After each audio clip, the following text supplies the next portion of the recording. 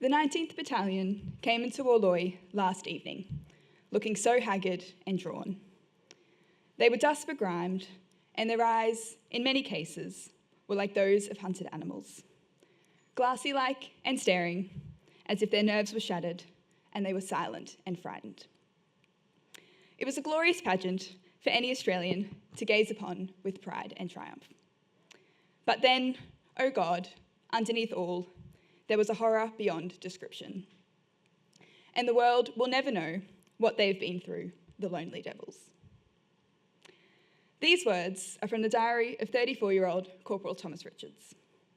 Before the war, he had played rugby for both the Wallabies and the British Lions, the only Australian-born player to ever do so. And he now found himself as part of the 1st Australian Field Ambulance. He was riding on the 7th of August, 1916, 110 years ago this year, after observing the men of the 19th Battalion returning from their first stint in the front lines of Pozières. Richards was right. It is impossible to ever fully understand the experiences of the men of 1 Anzac Corps during the 6 weeks they spent on the Western Front in mid-1916. But my project has been an attempt to try. By examining the diaries, letters, and memoirs of the Australian soldiers of the 1st, 2nd, and 4th Divisions who fought at Pozières and Mouquet Farm from July to September 1916, I've attempted to unearth their observations, thoughts, and feelings. What it was they were hoping for, worrying about, and fearing during these 42 days and 42 nights. It is a collection of these sentiments that I wish to share with you all here today. As many of us will know, the first involvement of the Australian Imperial Force in the First World War was at Gallipoli, beginning April 1915. After this campaign failed, they left behind the Turkish shores for the desert of Egypt. And it was here that the AIF was expanded and reorganised. It was only in March 1916 that the infantry divisions of the AIF, now comprising a mix of Gallipoli veterans and fresh recruits, were sent to France to join the British and French forces that had been battling the Germans there for almost 2 years already. On the 1st day of July 1916, the British launched an offensive on the Somme in northern France, an utterly disastrous decision that remains the single worst day in their military history. In the weeks that followed, the British continued to amass large numbers of casualties, but gained little ground, including a total of 5 failures to pry Pozières from German hands. Now, in the very early hours of the 23rd of July, they were sending in the Australians to finish the job. If the Anzacs could capture the village of Pozières and the nearby high ground, they would provide the Allies with a critical location for observation and planning that was hoped could facilitate a subsequent attack on the nearby German stronghold of Thiepval. For all 3 Australian divisions involved, the 1st, 2nd, and 4th, it would be their very first taste of war on the Western Front. On the eve of the battle, Lieutenant Harold Malpas, a draftsman turned machine gunner for the 27th Battalion, wrote with confidence, "At last, the day is near when Australia's boys will once again be given an opportunity to show the world what we are made of. Tomorrow we hope to be on the road to Berlin." Those, like Malpas, who had fought at Gallipoli, thought anything thereafter would constitute mere child's play. They were in for a rude awakening. Malpas himself was killed by a shell wound to the chest at Pozières 15 days later. The combat unfolded in 3 broad stages. First, on the 23rd of July, the 1st Division launched an attack on the village and had it secured within 2 days. Next, sights were set on the old German trenches lying atop a ridge to the northeast of the village, and after 2 attempts, the 2nd Division captured these on the 4th of August. Finally, from the 9th of August to the 3rd of September, as rain set in and turned the battlefield to mud, all 3 divisions took turns attempting to execute small-scale advances towards Mouquet Farm. These efforts proved relatively futile. When the British did successfully capture Thiepval later in September, they did so from a different direction, without utilising the ground the Australians had worked so hard to gain to its rear. But if few gains could be tallied onto the balance sheet of Pozières, the same could certainly not be said for the losses. In just 6 weeks, in merely the time between arriving here at the memorial to begin my research and standing before you all now, Pozières had claimed 23,000 Australian casualties. That is, 23,000 men who did not answer for roll call the following morning because they had been killed, wounded, or gone missing. It is a staggering figure, one that rivals the casualties of the Gallipoli campaign, which lasted over 5 times longer. In the words of Charles Bean, Pozières was, quote, more densely sown with Australian sacrifice than any other place on earth. In his personal diary, he described Pozières as a ghastly giant mincing machine that sucked men in, turned them around, and spat them back out again. Less than 10 days into the battle, he expressed that I don't want to go through Pozières again. I've seen it now once. It was a quiet day. And in late August, he decided he would only go back, quote, once more to get the pictures the Australian records seem to need, and that will finish the job.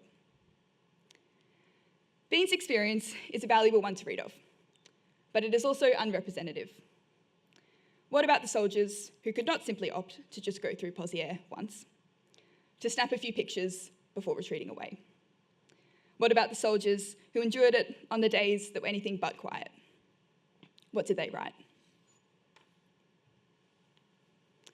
The first topic that many discussed was their enemy, the Germans. The AIF's 1915 campaign against the Ottomans had been but a surprise diversion. Now, at Pozières, they were finally going up against the enemy they had all imagined fighting when enlisting. Field Marshal Sir Douglas Haig, commander of the British Expeditionary Force that encompassed one Anzac Corps, issued a now often quoted warning to Lieutenant General Sir William Birdwood and his Australian troops. You can't, quote, come here after your victories at Gallipoli and imagine you can tackle this enemy as you were fighting the Bashi Bazooks. You're not fighting the Bashi Bazooks now. Here in France, they were up against the real enemy, the likes of the elite and famous Prussian Guards. But if Australians at Pozières were fearful of their new foe, they rarely expressed it. Instead, they took the Germans as cowards. Lance Corporal Ralph Adams from Gladstone told his mother how, quote, 90% of them will put up their hands and cry, mercy, comrade, and not put up a scrap at all. When Lance Corporal Arthur Thomas, a tailor by trade, threatened a group of Germans with his bombs and bayonet, he described how the great big burly hounds ran calling for mercy, falling over each other, jabbering and shrieking and probably cursing. Forget needing a bomb or bayonet. Sergeant Frederick Calloway claimed the Australians could beat the Prussian Guard with just sticks. But although these Anzacs seemed to think they had very little to fear when in close combat with the German infantry, Haig was certainly right in warning them that they were up against the most scientific nation in Europe. The far bigger threat were their guns. Rifles and cavalry were no fit for Pozières. This was a brand new kind of warfare, powered by modern, industrial, military technology, the pinnacle of which, at Pozières, was artillery. Writing to his brother-in-law on the 12th of August, Second Lieutenant John Alexander Rawes, better known as Alec, described how there are shells, millions of shells all day and all night. Artillery lined the road into the village practically wheel to wheel, which included, according to 19-year-old Private Frederick Hocking, 15-inch howitzers, 12-inch howitzers, 10-inch howitzers, 9.2-inch howitzers, 12-inch naval guns, 5.2-inch field guns, 4.7-inch field guns. The list went on and on. Whether you were a runner or a stretcher bearer, risking your life running back and forth beneath the barrage, or an infantryman stuck in the trenches, quote, all day long, waiting for a shell to bury you or blow you out, as Richards put it, the shelling was just inescapable. But it was also the only feasible approach. Gunner Frederick Nixon described it as mechanical slaughter. But he also professed in a letter to his parents that it's only big guns and plenty of shells that are going to win the war. When soldiers sat down to convert this experience into words, some simply drew a blank. In a letter to old Fred, Arthur Thomas declared that God, the whole chaos, is too terrific for my pencil, and that the battle at Pozières will baffle the smartest writer living. Similes, metaphors, and adjectives came to mind more easily for others. Many drew a line of comparison to the fictional hell of Dante's Inferno. Lieutenant Henry Davis, though, thought Pozières made the hell of the ancients look like a nice, pleasant spot. Others tried to make sense of the shelling with references to the sights and sounds of the real world. The bombardments reminded Richards of the headlamps burning inside the dark mines of South Africa, where he had lived before the war. Bean likened the shelling to a dust storm in Broken Hill, Hocking to an earthquake, Roars to a tornado, and Malpas to a waterfall. Others thought it was like hail, like a snowstorm, or in Davis's words, like a combination of a very heavy swell on a rocky shore, several express trains, heavy thunder, and 10,000 immense kettles boiling furiously. Some Australians openly feared this terrible, almost sublime phenomenon. Writing from London General Hospital as he recovered from wounds he'd received at Pozières, Second Lieutenant Walter Claridge of Bendigo confessed how God knows what we went through was hell itself. I'm not going to lie and say I wasn't afraid, because I was. And who wouldn't be, with death grinning at you and hellish 5.9 shells shrieking through the air and shrapnel dealing death all round. Others managed to retain some composure. In a soldier's letter home, published in the paper, Chaplain Captain Walter Dexter got a particular mention for marching as cool as a cucumber up Death Gully before a big stunt, wearing his little short breeches and carrying his walking stick. Dexter would get to return to his hometown of Melbourne in 1920 and live until he was 77. Private Alexander Gunn, the tall fellow with cropped black hair who worked the Australian Comfort Fund's coffee stall, also possessed a sense of resignation and calm fatalism. The shell that'll hit me will have my name and number on it, he told Charles Bean.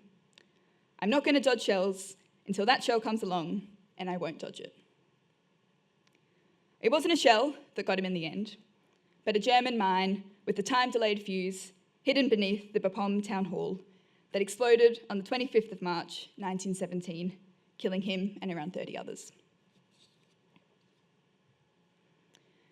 But many of even the bravest men simply just couldn't keep their nerve. Melbourne-based journalist Alec Rawes wrote of seeing iron veterans of Gallipoli who had never turned a hair before, suddenly transformed into, quote, gibbering lunatics. One example was Lieutenant, but later Captain, Randall Rhodes, a South Australian bank clerk. After being buried and unburied by shellfire 4 times in a single evening, Rhodes was initially cheerful and resilient. But later, as he was walking out of the front lines, he found himself, quote, crying to myself as if my heart would break. The tears were running down my face, and you would have thought I was a kid of 2 that had lost a lolly. Cases of shell shock, such as these, were awful, but they were very plentiful, Richards reported. Calloway told his sister Mim that he had come out of the front lines with a badly shaken nervous system, but made it clear that he was in no way an exceptional case. Every man Jack was the same, were the words he used. Those who managed to emerge from bombardment after bombardment, somehow still functioning both physically and mentally, were left to grapple with the question of why. Some lent on religious explanations, such as 22-year-old Lieutenant Alan Lean from Adelaide, who told his mother in a letter that there is no doubt about it that we Leans must be guarded by a special providence, because him and his 2 brothers, Ray and Ben, all still remained in one piece. Others thought they'd survived by sheer luck alone. 30-year-old Sergeant Edgar Rule from Cobar, New South Wales, wrote how he and his mates had had the good fortune to come unhurt out of last night's terrors. He was horrified at the thought of having to do it all over again, and worried they could not expect the same luck twice over. Just as some would be lucky to make it through the trials of Pozières, Henry Davis, an engineering student from Drysdale, Victoria, mused about how some will be lucky to get through it all, I suppose. Davis himself wasn't one of these lucky ones, and he was killed the following year at Bullecourt. Those who had escaped suffering at Pozières themselves were also reminded of those who hadn't at every moment. When Rule looked out on the battlefield, he saw a dead body, or even two, in every shell hole. At night, Arthur Thomas remembered how the light of the flares showed us only the dead faces staring wild eyes at us. Bodies laid strewn out for days, if not weeks. For, as 45-year-old Private John Condon explained, there was no use burying them, as they would just be rooted up again by the shells. Condon had already lost one of his sons, Richard, aged 20, at Pozières, and was writing to his other son, Don, to dissuade him from joining the Navy. Don never did enlist, but his father also never did return home, losing his life a year later at Messines. Beyond just the visual presence, Alec Rawls could physically feel death all around him. In one of the most graphic soldier accounts of Pozières, he wrote about how he had a dead man's helmet on his head, another dead man's gas protector on his face, a dead man's bayonet in his hand, and a tunic rotten with other men's blood and partly splattered with a comrade's brains on his body. It is understandable then how some Anzacs grew desensitised to it all. Lieutenant Duncan McKinnon explained rather frankly in his letter to his mother how a chap gets used to seeing dead men about. It doesn't affect him in the same way as it would in civilian life.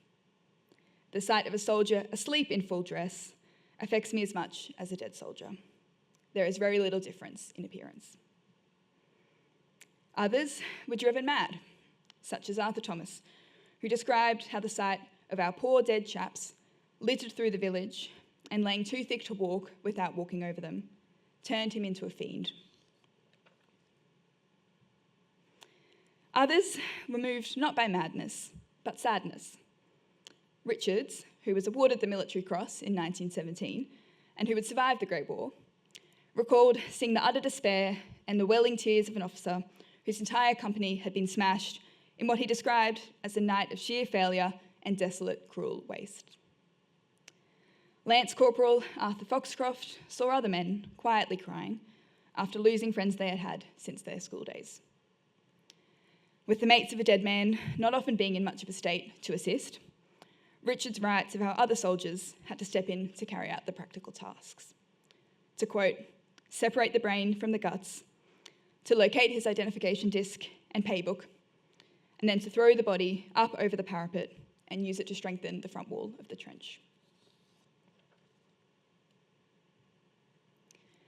All the battles waged on the Western Front entailed death and suffering. In the winter that set in after September, and then in the years that followed, place names such as Flers, Bullecourt, Passchendaele, Hamel, Villers-Bretonneux, and Mont-Saint-Quentin would be added to what historian Christopher Wray terms the lexicon of loss. But for those who had been there, Pozières would remain the place of the most dreadful memories of death and desolation. Rawls had seen things at Pozières that he wrote could never be exceeded by anything else the war may show me. There were small kernels of positivity. Edgar Rule, who would enlist again in June 1940 for the Second World War, remembered a moment of good humour when the men of his battalion put on their gas masks backwards and ran around blind as bats. Private Raymond Membry remembered a moment of kindness when, after being captured by the Germans and having his wounded arm amputated, a South African man named Fred brought him the best cup of tea he'd ever had. McKinnon remembered a moment of privilege and honour when he finally got to step foot on what he called the hallowed ground that had been a part of no man's land for close to 2 years. But to return to the words of Alec Rawls for one final time, no matter how great these glories of Pozières may have been, they could never surpass its horrors. His brother, Lieutenant Robert Goldie Rawes, had gone missing from Pozières in July, and it was later confirmed he had been killed in action. Alec too then lost his life at Pozières in August.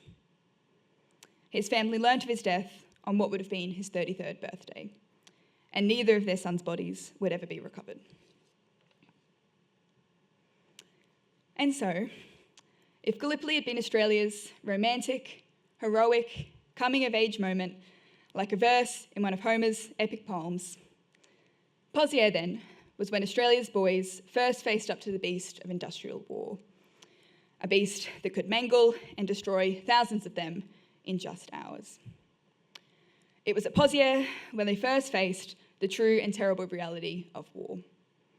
And it is through their letters, diaries, and memoirs that we ensure this reality is not forgotten. Thank you.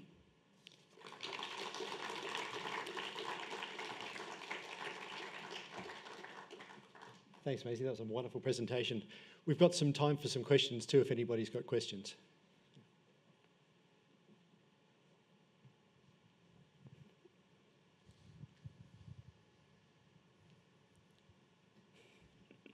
Don't be shy. Yes. That was amazing, Maisie. Congratulations, and a very engaging presentation and a beautiful PowerPoint presentation. I was just wondering, when you came into this topic, did your ideas around the Australians in Pozières change in terms of what you read when you heard the men describe their experiences in their own words? Like, did you have any preconceived notions as to what you thought you would find in the records versus what you actually found? No, that's a really good question. And I definitely did. I think quite early on, I talk about Charles Bean at the start of this, and I did read through his diaries because he writes quite extensively on Pozières. And I remember there was one passage in particular when he was describing the shelling and the explosions. He was quite far removed, and he wrote about that, but had really vivid kind of imagery about the lights and the action. And I kind of remember reading that and thinking, this will be really interesting to probably contrast with the soldiers' accounts, because, you know, I doubt if you're kind of in the trenches, in your diary or letters, you're kind of describing it as kind of wonderful and beautiful and colourful and kind of writing it so well as Bean was perhaps. But I think I was really surprised to find similar imagery, if not sometimes better descriptions from the soldiers themselves. I guess I touched on a couple. And they're kind of drawing comparisons to places they've been in their lives, from, you know, South Africa to Broken Hill. There was another one who talked about it like an electric storm in Perth. And I guess, yeah, they used just wonderful adjectives and similes, and I was really surprised to see that, I guess, in the soldiers themselves. I think Bean, you might expect it, kind of, he is a writer, but yeah, I love seeing that. And I think also was surprised, yes, they describe it as horrible and terrible and awful, but they kind of describe it as like quite wonderful and magnificent as well. They kind of, in some ways, see it both positively and negative, and I think that's why I use the word sublime. And I think there was one, you know, he said the bombardment lulled me to sleep, and I wouldn't have expected kind of a soldier to write something like that, but yeah, I would say that was my answer. Yeah, that I found that the language around the shelling really, really fascinating and something surprising.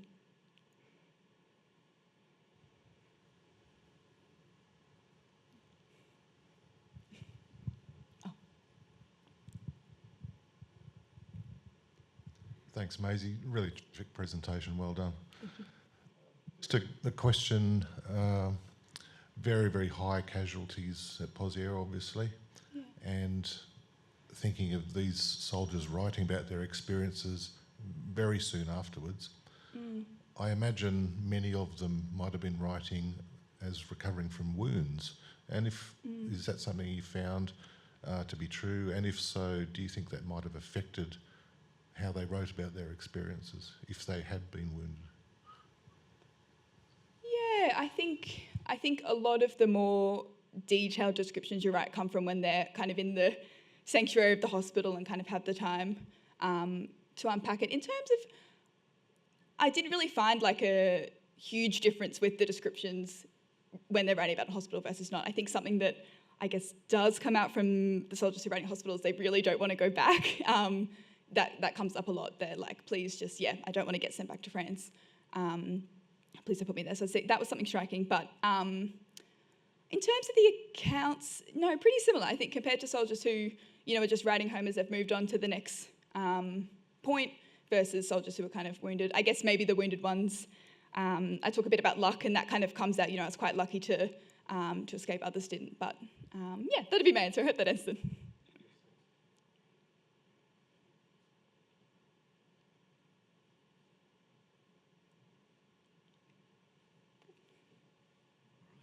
Thank you, Maisie. Could we have another round of applause for Maisie, please? It was a stunning presentation. Thank you. All right, our second presenter today, Isabella Tran, also hails from the University of Queensland and finished her honours last year. This year, she'll be commencing her PhD also at UQ. Isabella, while she's been here, has been supervised by Dr. Lachlan Grant and Dr. David Sutton. This year marks the 85th anniversary of Australia's early battles in Libya, such as Bardia, Benghazi and the capture of Tobruk. Isabella's presentation, As Our Fathers Did Before, Expectation and Reality in North Africa, 1940-41, draws on letters and diaries of members of the 6th Division as they recount Australia's first land campaign of the Second World War. Often remembered as a swift and decisive triumph, it was also a moment of shock and adjustment for the men who fought it. Isabella looks at how expectations shaped by the Anzac legacy were tested by first experiences of combat, complicating familiar narratives of an easy victory. Please welcome Isabella Tran to the stage.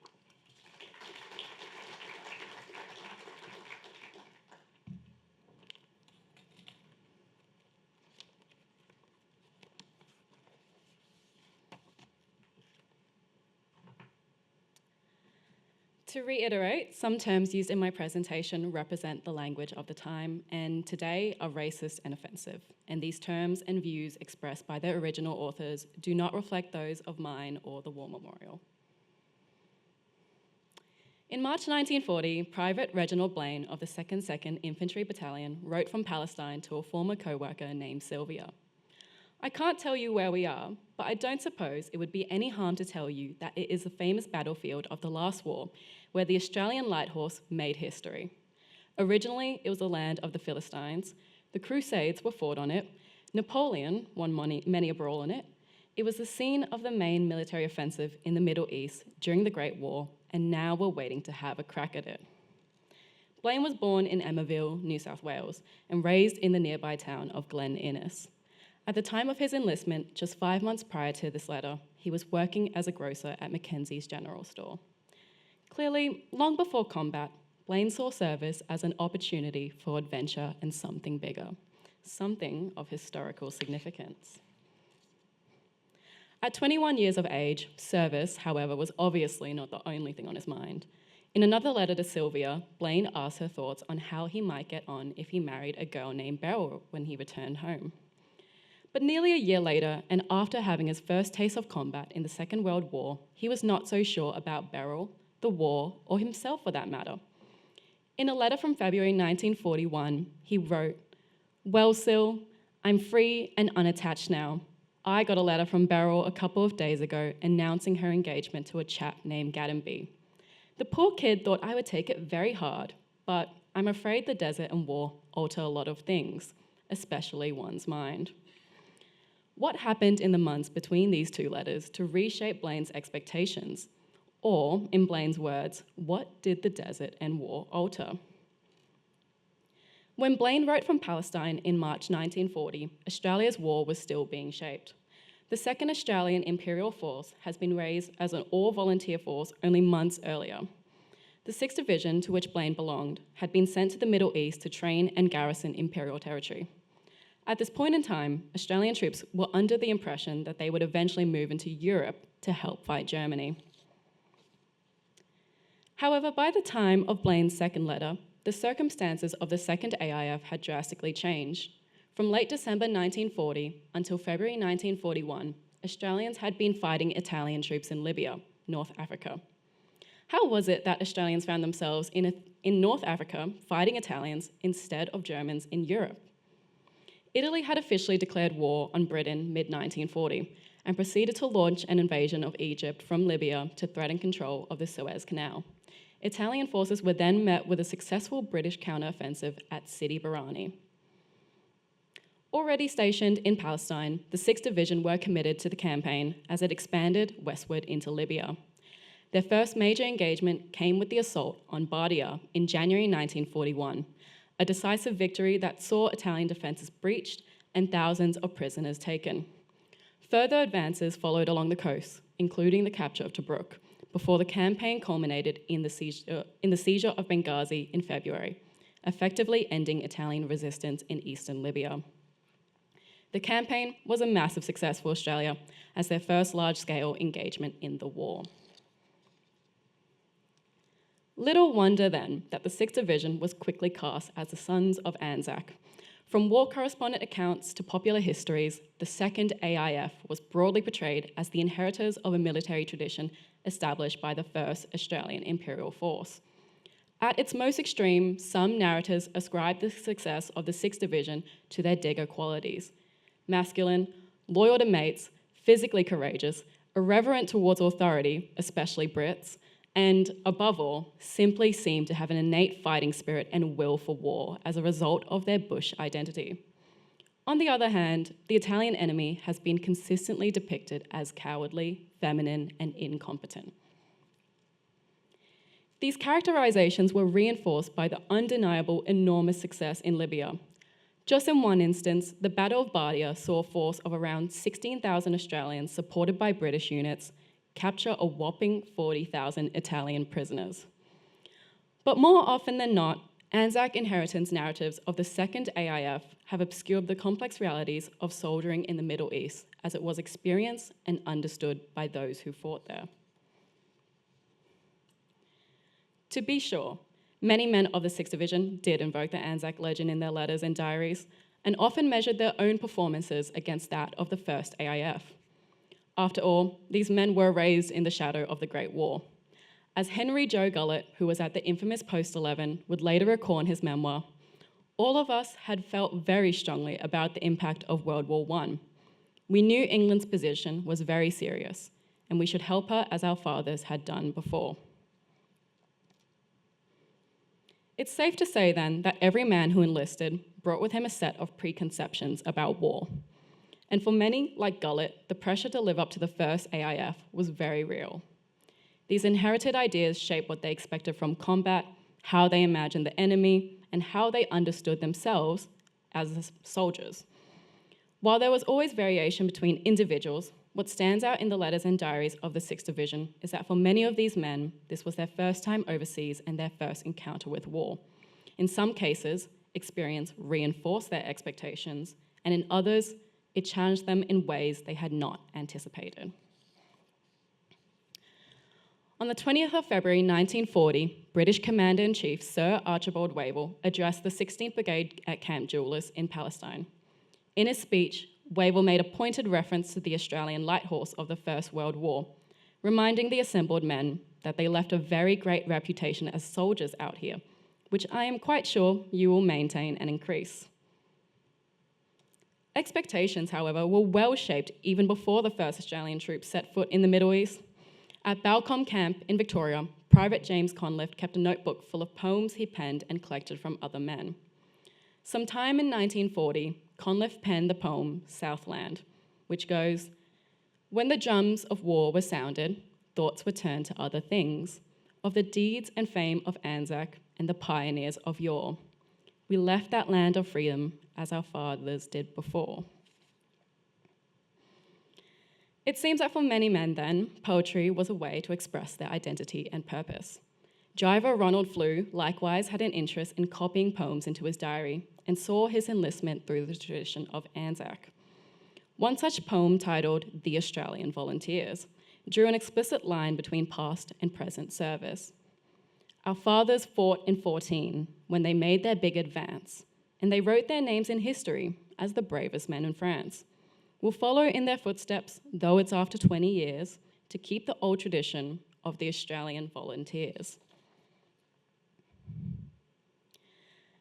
However, some men were more doubtful of the patriotism and ideals of duty expressed by the like of Conliff and Flew. Captain Cecil Blomfield wrote in his diary in 1940, "I stood watching the men from our ship, 3,000 and more, excited and eager, going forth on their quest into the unknown. They have given up their liberty for what? For a great adventure? For an ideal. In a service they feel they may do their king. But the thought that would keep reoccurring in my mind was the question, how many will return?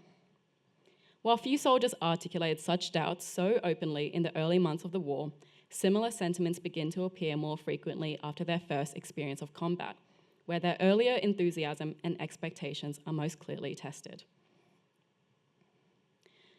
As a result of the speed and scale of victory at Bardia, letters and diaries written in the immediate aftermath often express success by comparing the extraordinary Australian performance of the 6th Division against the apparent unwillingness of Italian troops to fight. As Sergeant Lawson Newman put it, with its vast gorges and strongholds, one wonders that Bardia would be almost impossible for any lot of soldiers to take it from another when they were armed like the Dagos were. Faced with this contradiction, Newman resolved it in two ways. Either the Italians must have just walked out and gave themselves up, or our boys must have done the almost impossible by taking it from them. Well, Private Alan Hackshaw reckoned that the Italians simply didn't have their hearts in it. They surrendered in thousands, he wrote in his diary. One of our tanks would nose up to a pillbox and fire one shot into it, and little white flags would pop up everywhere.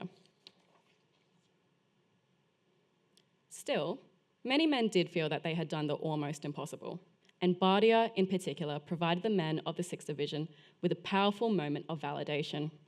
In their own minds, the Australians had proven themselves worthy of their Anzac inheritance. Indeed, the 16th Brigade's diary entry for the 5th of January reads, "After Bardia, we have no compunction in blatantly feeling pride and satisfaction, and we can't help reflecting on the first days of the formation of this brigade and this division. Members of this division are equal as fighters and as common men of Australia with any corresponding Australian unit that fought in the Great War." Equally gleeful was Private Jack Ulrich's remark in a letter to his father. Writing after Bardia, Ulrich quipped, "Tell all the old diggers I have a collection of stories that will knock any of theirs bandy-legged." And for Sergeant Albert MacDonald, Bardia was another Gallipoli, and they had pulled through against odds of 40-1. Private Conliff's expectation of war seems to have been met too. His aforementioned poem, Southland, was followed by the Battle of Bardia, which describes the battle as an opportunity for the 6th Division to keep up the Anzac reputations their fathers had won at Gallipoli, Palestine, and France. In Conliff's vision, the charge towards the Italians inside Bardia Fortress mirrored that well-known sprint that first gained fame in Gallipoli days.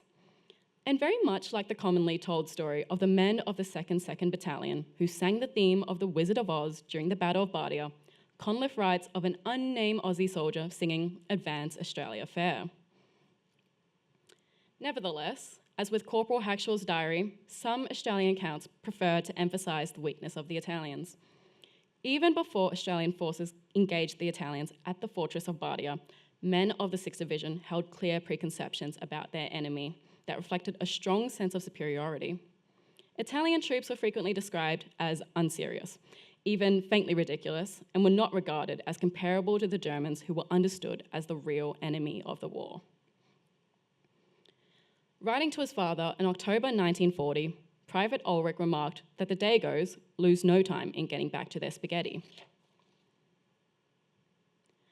The letters and diaries surveyed overwhelmingly show that Australians saw the Italians as a joke, a caricature, and the laughingstock of the Libyan campaign. Reoccurring nicknames for the Italian enemy across letters and diaries include Spag Bowl, Spaghetti, Signor Spaghetti, and Mr. Macaroni. Sergeant MacDonald called the Italians low and squibby Dagos. Woo, he continues, talk about a man being human. He isn't. He couldn't be. And Lieutenant George Gill articulated this sense of Australian superiority most bluntly, declaring that the Italians are not soldiers in the true sense of the word, a race without a spine, without pride or shame, and concluding that one Aussie is equal to 50 Italians. Germany had been the principal opponent of the first AIF, and for many men, the desire to emulate the achievements of that earlier force shaped their expectations of combat, as well as simply the fact that many had just volunteered to fight the Germans. According to an entry in Ronald Flue's diary, one bloke said he wished the Italians were Nazis. he said him and his mate would then kill them all. Private John Butler was certainly disappointed in the Italians' performance in North Africa and saw the Italian as an inadequate substitute for the enemy he had imagined fighting. The German, he wrote in his diary, is a worthy opponent in this campaign, and at least he is a clean and fair fighter. As such, the campaign from Bardia to Benghazi is often remembered as a cakewalk. Judged by casualty statistics alone, the scale of Allied success appears overwhelming, and it can be difficult to imagine that Italian resistance posed much of a challenge at all.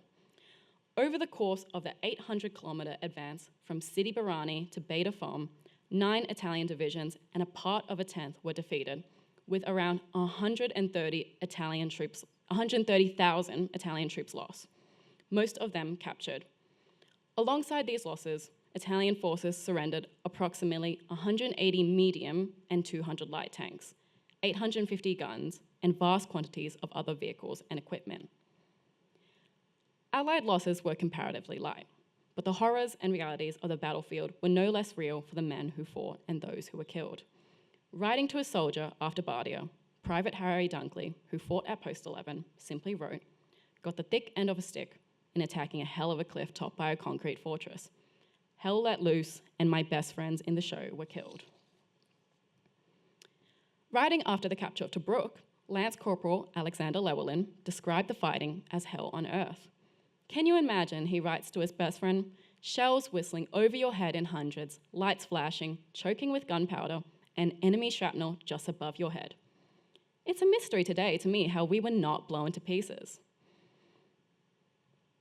And while Llewellyn and his fellow men were lucky to have not been blown to pieces, others weren't. Recorded on the 3rd of January in the 16th Brigade's unit diary is the following.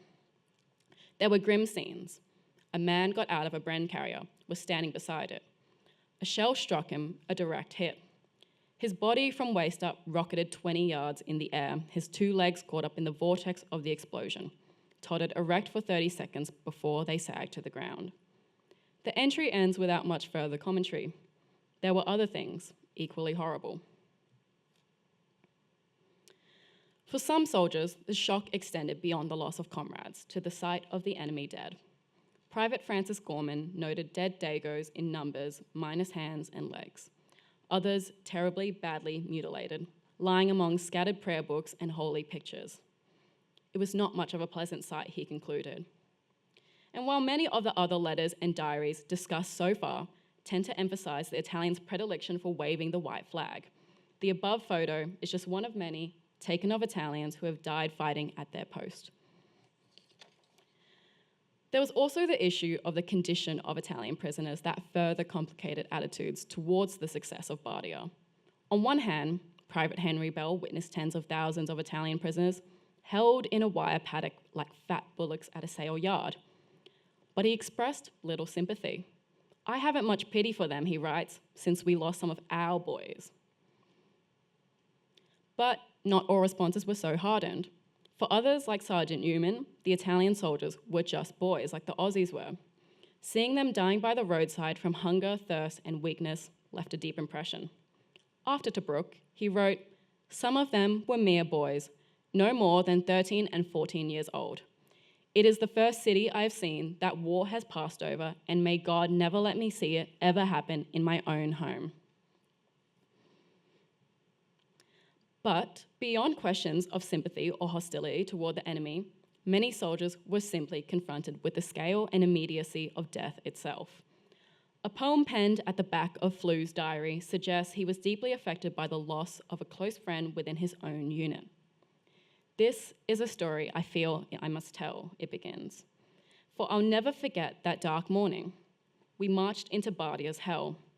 A dead man on top of his gun. In a stupor, I knelt beside him. I saw that his battle was through, that a hard, cruel fate had denied the best friend I ever knew." Flu also felt that the glory won at Bardia overshadowed the personal losses of those who fought. It continues, "The High Army Command heard the story, and despite all our terrible loss, they wrapped up our company in glory and presented our captain a cross." But Captain Blomfield felt the same way as Flew, and certainly felt that his misgivings he had articulated a year earlier were confirmed by his experience at Bardia. In his diary on the 11th of January, Blomfield writes, "Wave your flags, Australians." The constant dribbling in of those poor fellows who, a little while before, have gone so eagerly crawling on their bellies on patrol to meet an unkind bullet or bomb. They come back broken or destroyed. Laugh with us, Australia, for in all that dust and grime and blood and slaughter and useless state of useless waste, we laugh. By the time the campaign ended at Benghazi, expectation and experience had collided in different ways for different men. From James Conliffe's patriotic poems that declared that the second AIF had done as their fathers did before, to Jack Ulrich's boast that he could knock the old digger stories, the early months in Libya were, for many, a proud and affirming time. Bardia in particular seemed to confirm what so many had hoped, that they could live up to the Anzac reputation. As one Sydney newspaper put it, Bardia would have made Monash proud. Whether the success was attributed to the Italians' incompetence, as Albert MacDonald suggested, or to sheer luck, as Alexander Llewellyn implied when he marvelled that they had not been blown to pieces, the achievements of Australian troops in Libya were undeniable. Reflecting on his enlistment and service in May 1942, Albert MacDonald wrote to a close friend, "It's only 21 months since I joined the AIF, mainly for the spirit of adventure with ambitions of trying to climb the ladder of success. On the 15th of April at 12:40, our ship pulled out from Port Melbourne. It was then that I realised I was going away, leaving my loved ones behind, wondering whether we would meet again." Like Reginald Blaine's early letters from Palestine, MacDonald's words capture that mixture of ambition and uncertainty with which many men left Australia. But MacDonald would not meet his loved ones again, and neither would Blaine. Of the 13 men whose letters and diaries I've drawn on today, 11 returned to Australia. Albert MacDonald from Box Hill, Victoria, and Reginald Blaine from Glen Innes, New South Wales, did not. Both were later killed in New Guinea, MacDonald in February 1943 at 22 years old, and Blaine in October 1942 at 24 years old. And while all men mentioned today had survived Libya, there were around 500 other Australians who were killed, 1,400 wounded, and 55 missing as a result of the fighting from Bardia to Benghazi. And for the 11 men who would continue on to mainland Greece, Crete, Papua, and New Guinea, before finally returning home in 1945, the experience of Libya was just the beginning. Circling back to the first letter of Blaine, who was initially keen to have a crack at it, well, Blaine certainly changed his mind at the end of the Libyan campaign. In a letter to Sylvia, he wrote, "I'm satisfied now that I wasn't designed to be shot. A man feels so helpless against the artillery, they wonder why he goes mad when he gets close quarters." The Blaine who had once written about crusades, Napoleonic battlefields, now ended with a far less romantic line. "Fancy fighting for this blasted country." Already in the span of a year, between their first letters home and diary entries, and their first experiences of combat, we have repeatedly seen the reality of war clash with its initial heroic and romanticized impressions. Men who expected to fight Germans instead faced Italian troops in North Africa, and some celebrated the speed of victory, while others struggled with first casualties, the sight of mutilated bodies, or the conditions of prisoners.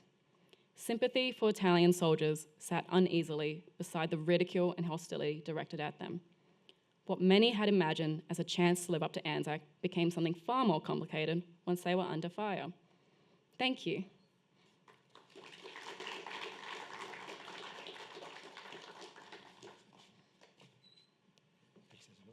Thanks, Isabella. That was a fantastic presentation. We've got some more time for questions for Isabella too, if you've got any questions, folks.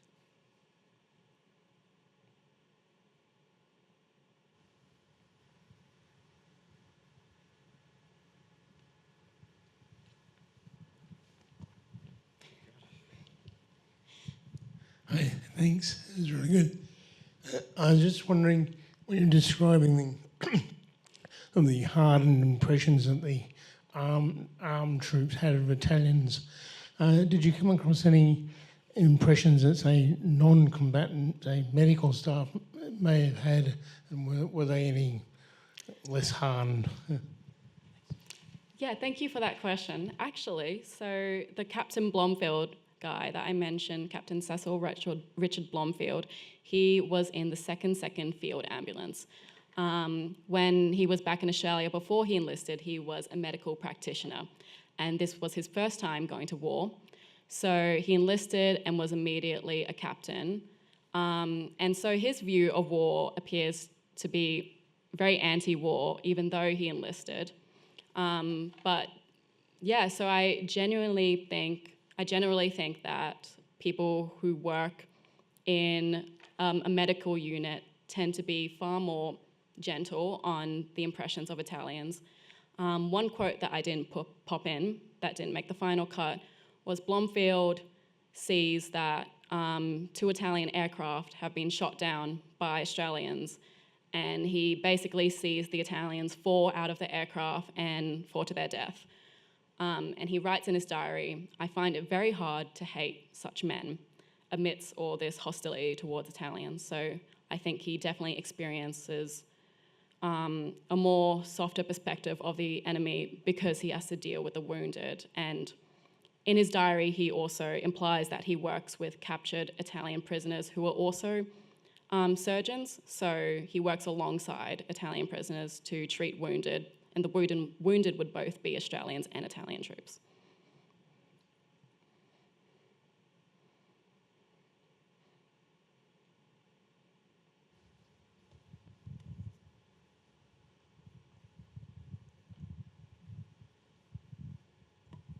Thank you. I thought it was really good. I was just wondering if there was any impressions of what the Italians thought of the Australians. I don't know. I suppose you don't have any Italian letters, but what did they think of the Australians?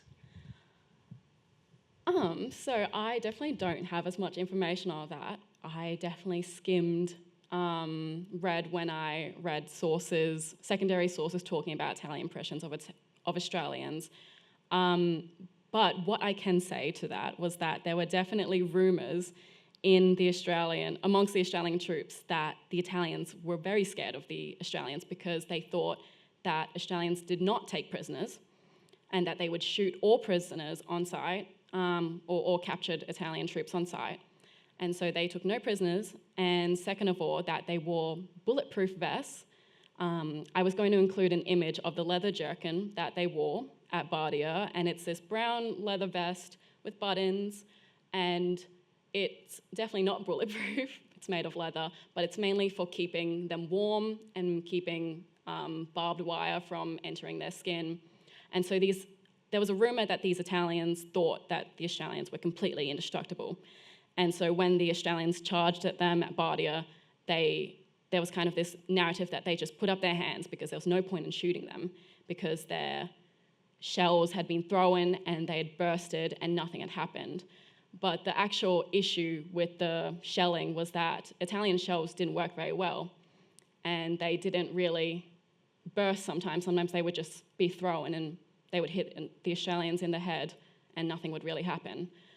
So there was this idea that the Australians were indestructible and that they were going to shoot you on sight immediately. So there was kind of an idea of just throw your hands up.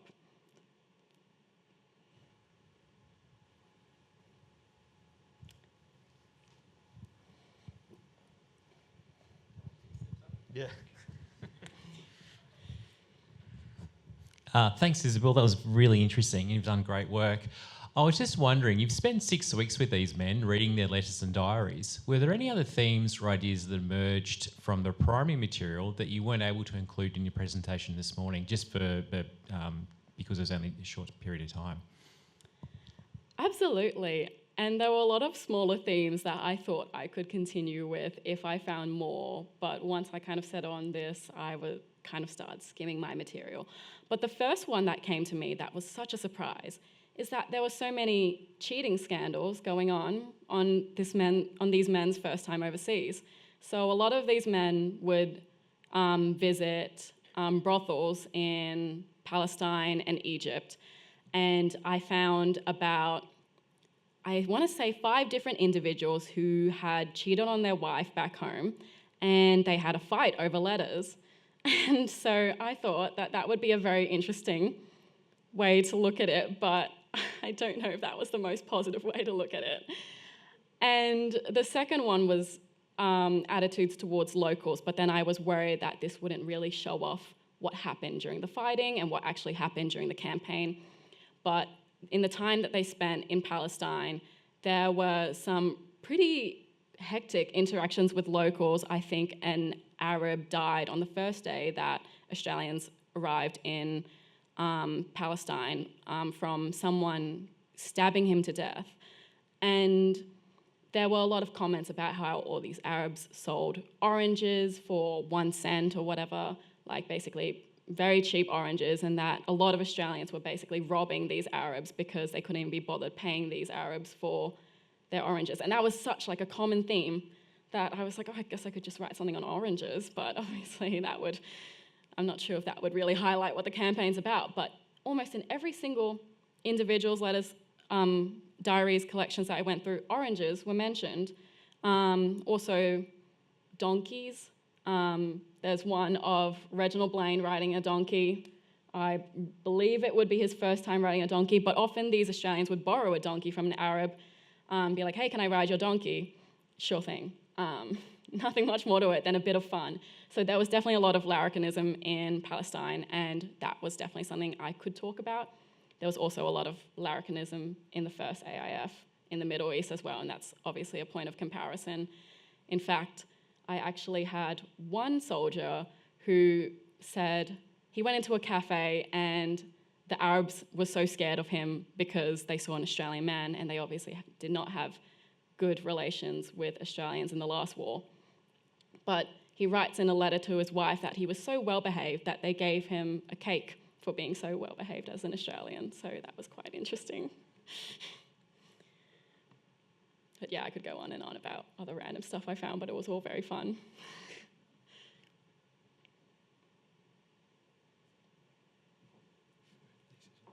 Are there any further questions, folks? All right. Thank you. Just another round of applause for Isabella. Thank you.